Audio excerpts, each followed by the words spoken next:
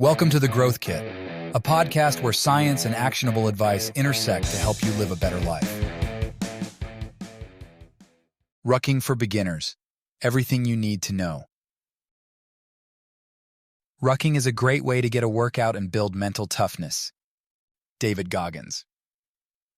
Rucking, the act of walking with weight in a backpack, offers a low-impact fitness alternative that packs a substantial punch. It's as straightforward as it sounds. Put on a backpack, add some weight, and walk. This unassuming practice delivers impressive benefits, from improving cardiovascular endurance and strength to enhancing flexibility, bone density, and posture. Rucking has deep historical roots in military training, fostering not only physical resilience, but also mental toughness.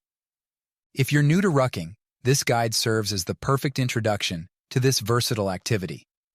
I'll delve into its physical benefits, providing scientific insights into why it's gaining popularity. You'll also find practical advice on getting started with the right weight, distance, and speed, as well as beginner DIY gear to the best rucksacks. Whether you're a fitness enthusiast or a casual walker, Rucking for Beginners offers a unique path to better health. What is rucking? Put weight in a backpack, aka a rucksack, throw it over your shoulders and walk. Congratulations, you're now rucking. It's as simple as it sounds, but don't let that make you think it's easy. Unlike high-impact activities like running and HIIT, rucking offers a low-impact alternative that provides a unique blend of cardiovascular endurance and muscular engagement. During rucking, the weight of the backpack creates resistance, challenging various muscle groups while minimizing stress on the joints. By varying the weight of the backpack, your walking speed and stance, and the terrain, rucking can be easily modified to hit a wide variety of goals, from that simple neighborhood walks to intense hilly hikes. While rucking is finally getting its moment in the spotlight, the origins of rucking have deep historical roots, tracing back to military training. In military contexts, soldiers have long employed rucking as a means of building strength, endurance, and mental resilience. Carrying heavy loads during marches or field exercises not only physically prepared soldiers for the demands of combat, but also fostered mental toughness and teamwork. Back in the 1950s, soldiers averaged about 66 pounds in their rucksacks. Despite advancements in technology, nowadays, U.S. soldiers carry loads averaging 100 pounds. The physical benefits of rucking. Improves cardiovascular endurance. Rucking improves cardiovascular endurance by elevating heart rate and increasing stroke volume. This combination results in a more efficient cardiac output, enhancing the delivery of oxygen to muscles. Over time, regular rucking leads to lowered resting heart rate and reduced risk of cardiovascular diseases, contributing to improved overall cardiovascular fitness. Improves strength. A 2019 study looked at 15 males who did a 10-week course focused on resistance training and weighted walking.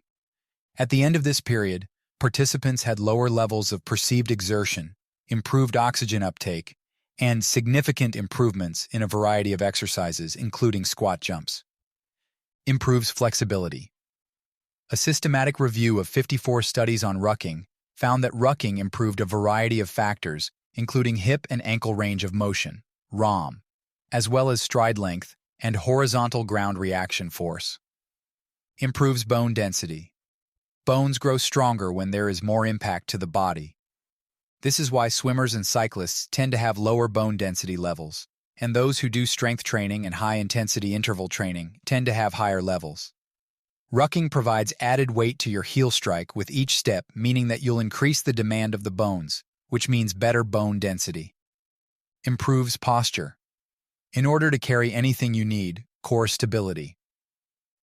The core, basically the top of the knees to just below the nipples, is critical for, life. A weak core means a high risk of pulled backs and hamstrings, and more aches and pains. Carrying weight recruits critical and often neglected aspects of the core, including the glutes, erector spinae, and the quadratus lumborum. You can upgrade it with more weight, longer walks, and hilly terrain. Downgrade with less weight short walks, and flat areas. It's great for just beginning all the way up to elite Army Rangers. Okay, where do I start? Weight. Start with adding 10 pounds to a rucksack if you're not in great shape right now, 20 pounds if you are. The goal will be to get up to, and not to exceed, about 1/3 of your body weight, but this will likely take a while. See the gear section below for what to use for this. Distance. Rucking rewards volume. In other words, distance is the most important lever for rucking, but that doesn't mean you should strap on your pack and launch into a 10-mile hike. Start by walking 1 to 2 miles twice a week, rest days between. Gradually increase the distance and the frequency based on your body's response and your current fitness level. Since this is new, there's a strong likelihood that you'll be sore. As you gradually ramp up, think of soreness as a guide using this adage. Occasional soreness is good, constant soreness is bad. Speed.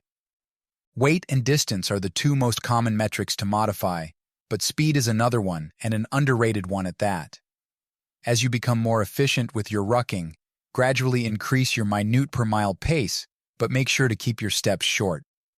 Longer steps with increased weight mean a higher risk of hyperextension at your hips, knees, and ankles, and doing this excessively leads to injury. Terrain. Start with flat surfaces. This might be a no-brainer, but hills are more difficult than a flat terrain in general, but significantly more difficult with a rucksack. Vertical gain is also an incredible workout, so start slow and work your way up. Activity.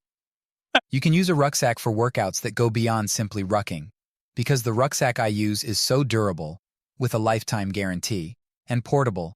I use it for high-intensity interval training and strength training workouts, and sometimes I'll even throw it in for local walks with the kids, walks to the store, or when doing yard work. While these are nice options for it, start slow with using it only for walking and work your way up to more advanced workouts. Look for upcoming articles on more ideas for beginner ruck workouts as well. Takeaway.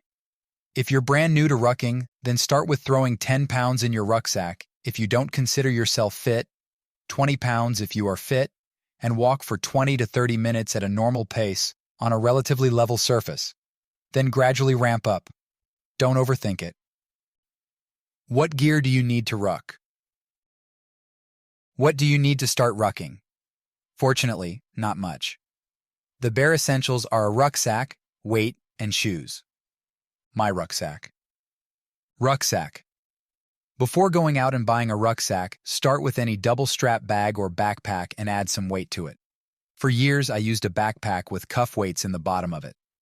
Once I had kids, I upgraded to the child carrier as a multifunctional way to ruck.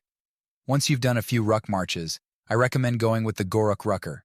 They're expensive, but come with a lifetime guarantee. The most basic version is the 15 liters, and they increase in size from there up to 39 liters. I use the 25-liter Rucker 4.0, which suits me perfectly. Check the show notes for more. Weight. Once you've got your backpack ready for your first rucks, start with whatever heavy stuff you have around the house. It can be cuff weights like I used, heavy books, or even a willing child of yours. See above. If you end up going with the GORUCK pack, then they have weights that fit perfectly into the pouches in the pack. Shoes. Start with what you have been using. Don't go new, but make sure they're not worn out either. Once I had some miles under my belt, I was able to transition back to my minimalist shoes and even bare feet on the sand. Definitely do not transition to minimalist shoes as you progress your rucking. Do that without the weight. Rucking techniques and tips. Here are some strategies to get you started in your first weeks and beyond. Avoid taking steps that are too long. Longer steps with weight mean more pressure to the ligaments, tendons, and muscles at the end ranges of your hips, knees, and ankles. Your body will make this tempting, especially as you get tired, but it increases your risk of injury. Intermittently add in and remove your sternum or waist strap throughout the ruck. This will help displace the weight and avoid too much pressure to one area of your body. Keep the weight in the pack up and close to your spine. This isn't an issue with a GORUCK pack, because of where the ruck plate pockets are positioned, but it will likely be an issue with other packs that lack these pockets, so be aware. Takeaway. Grab some weight, put it in a backpack, and walk. Then increase distance and/or weight and/or speed. Repeat. Thanks for tuning into the Growth Kit podcast. If you enjoyed this episode, please subscribe and leave a review. You can check out my website at mindbodydad.com and subscribe for more weekly insights sent to your inbox. You can also follow me on Instagram and Twitter at mindbodydad.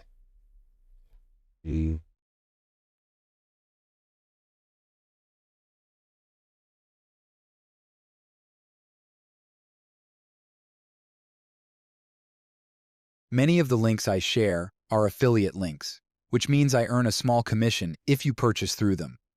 This doesn't affect the price you pay, but it helps support the podcast. In some cases, I may even be able to provide unique discounts for you. I only recommend products and resources that I genuinely believe in and use myself. My top priority is to provide practical ways to help you live better, and I wouldn't link to anything that doesn't align with that goal. Thanks for your support.